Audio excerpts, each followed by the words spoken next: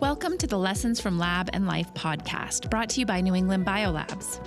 I'm your host, Lydia Morrison, and I hope this episode offers you some new perspective. Today, I'm joined by winner of the 2025 Genes in Space competition, Nitya Johar of Skyline High School in Sammamish, Washington, as well as her mentor, Marissa Morales, a Harvard-MIT PhD candidate, and Ali Hong, lead research scientist at Mini PCR Bio.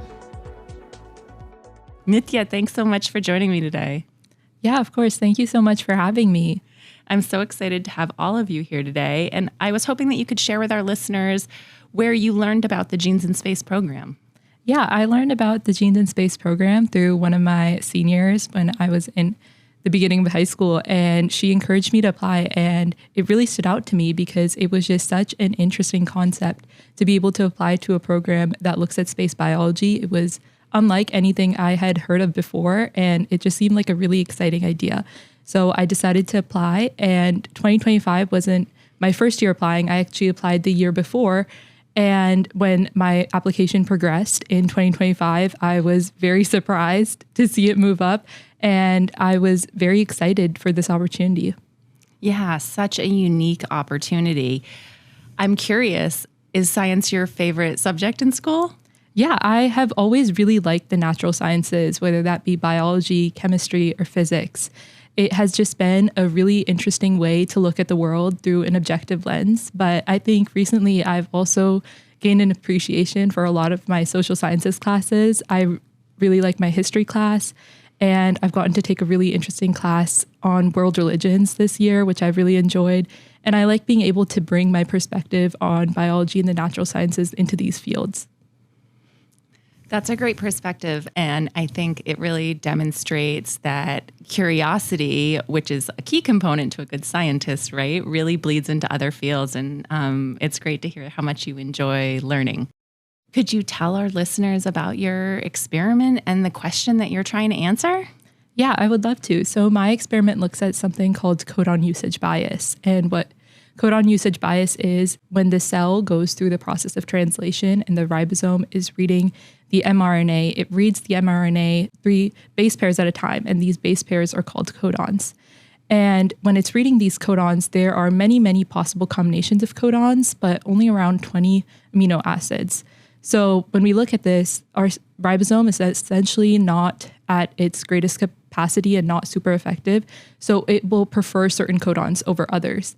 And we have observed this process on Earth, and we have started to understand it really well. And it's important for a lot of the technologies we build relating to biology. But we have never studied it on the International Space Station or in space at all. So it's really exciting to be able to see if this bias changes in space and what that might look like.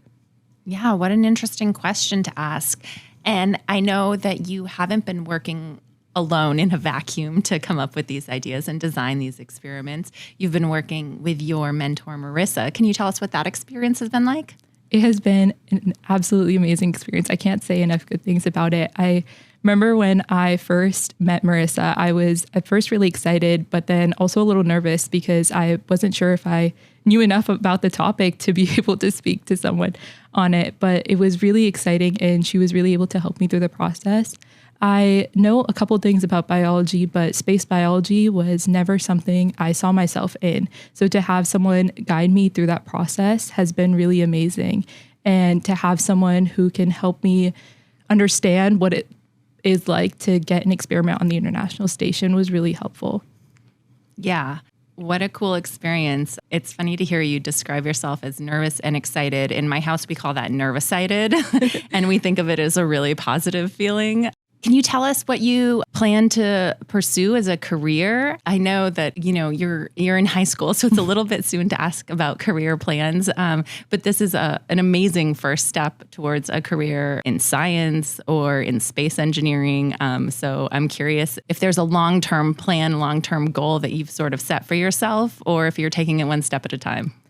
I am kind of taking it one step at a time. I know I want to pursue some kind of career in science, and I hope to move forward in that, but I don't know exactly what that's going to look like in the future. As of right now, I plan for some kind of MD or medical degree, but I don't know what that would look like or what field that would be in. I think this program has really opened my eyes into the opportunities that lie and how vast this field is and how many different things you can go into. So I think it has more so opened my eyes to what else is out there and what I haven't seen yet.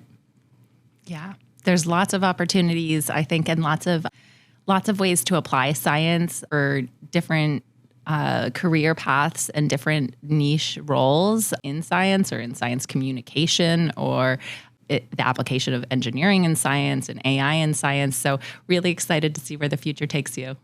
From my perspective today, you've been so well spoken and you seem to have such a good handle on the complexities of your project and your experiment. And thank you so much for being here today to share it with us.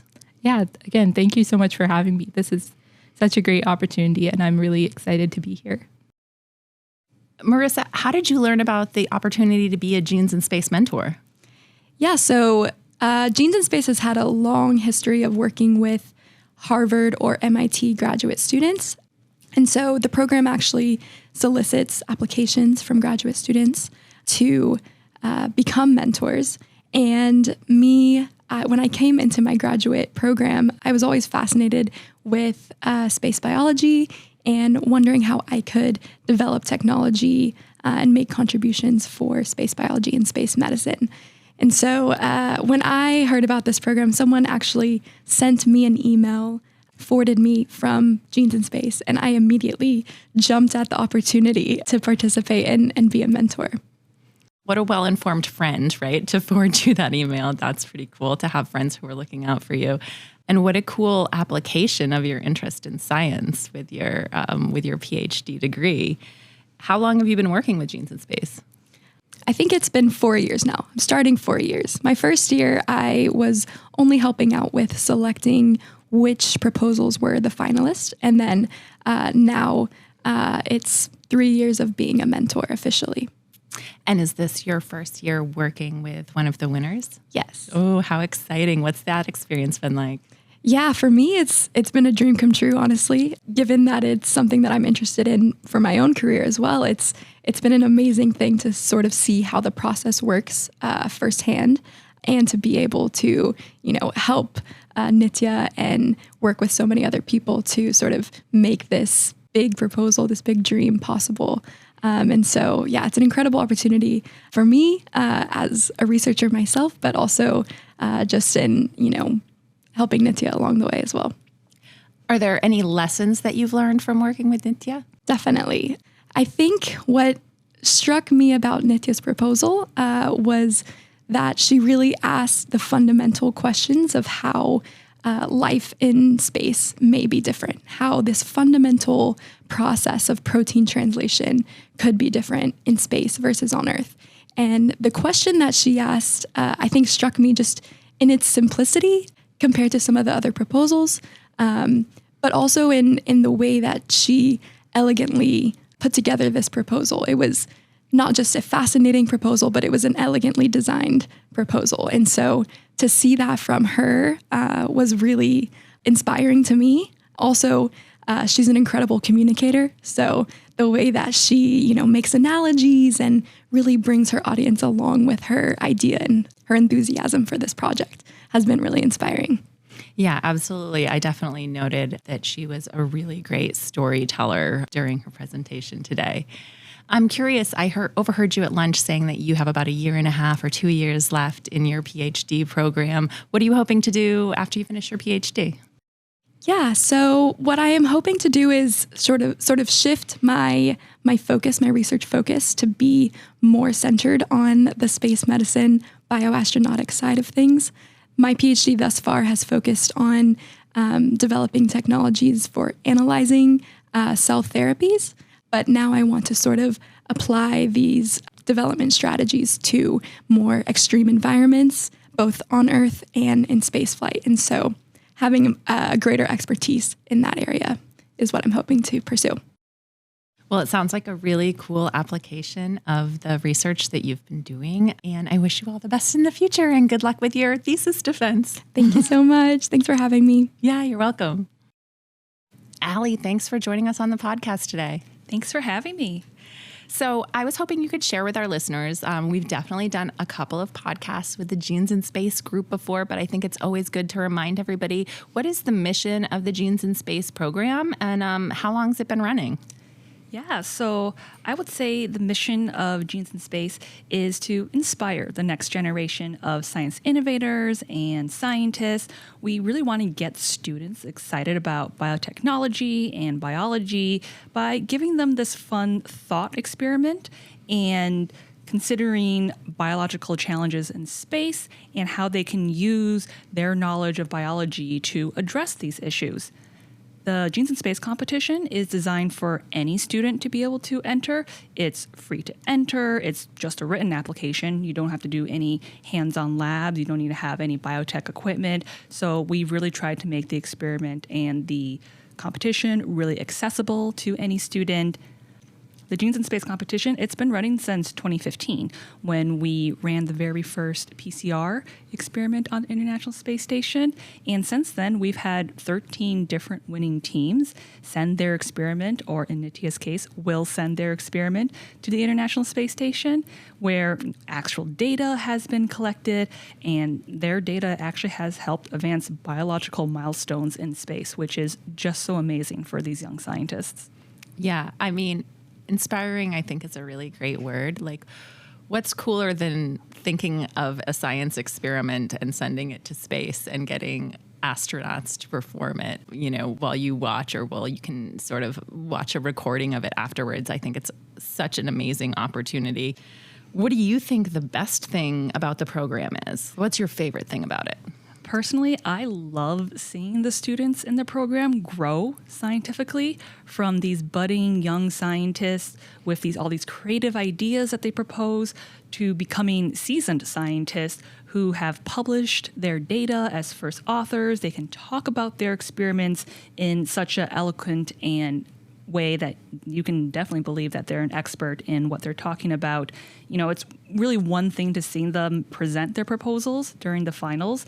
It's another to see their face light up when the rocket is launching, their experiments on board, and they have that realization that their idea is actually on that rocket. It's actually going to be carried out in space. And in general, whether they win or not, it's not just about the winning student. It's a great competition that sparks creativity, sparks interest in the sciences among our next generation. And I personally wish I had this competition to enter when I was in high school. Yeah, me too. I think it's such a great opportunity, too, to recognize the ingenuity and innovation of young minds, and sort of like, even without the intricacies of the detailed knowledge of the molecular biology pathways that are involved, you can conceptualize these complex ideas in really simple ways to help define and answer some of those questions about what biology is like in space, what life will be like in space. So, such an amazing program. New England Biolabs has been really honored to be a part of it from the start, and to be partners with Mini PCR and support the program. We thank you for your support. Yeah. I mean, we honestly, like it, I think it brings a smile to a lot of people's faces here too.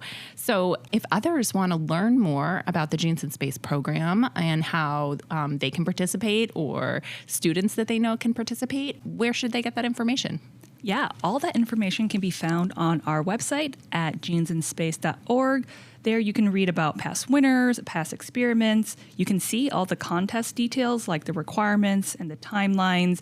And for teachers, you can find free classroom resources to implement Genes in Space as a unit or a topic in your curriculum. And by the time you're hearing about this, our current contest cycle would have been closed, but definitely check back next January when it opens up again for your students to apply, and definitely apply. Yeah, absolutely. And be sure to check out the website, too, for updates on what's happening with Nitya's experiment and whether or not it has been launched into space. Yeah, for sure. We have a great blog that tracks all of our experiments, all of our winners, what they're doing now, when their data gets published. So yeah, we really try to see the whole science experiment through from start to finish. Yeah, you mentioned earlier the sort of the publication cycle. It's so amazing for high school students, or perhaps at the time of publication, college students be first authors on a scientific publication. So sort of like a cherry on top of the amazing experience, right? As these winners get to come out a published author, perhaps before even entering graduate school. So Yeah, for sure. And it's a great learning opportunity as well. Being part of a scientist is being able to communicate your ideas with the rest of the community. So learning about the paper publication process, writing their manuscripts, revising it, dealing with reviewers, all that also has been great experiences for our students. Yeah, a real preview of what's to come in graduate school. Thank you all so much for being here today and for sharing the Genes in Space story, and to Nitya for sharing your amazing experiment. We can't wait to see what happens. Thank you for joining us for this episode of the Lessons from Lab and Life podcast. We invite you to check out the transcript on neb.com for helpful links from today's discussion. And we hope you'll join us next episode when I'm joined by John Burns, who's a senior research scientist at Bigelow Laboratory for Ocean Sciences. John works at the interface of bioinformatics and molecular biology, studying symbiotic interactions and exploring marine lineages. We hope you'll join us.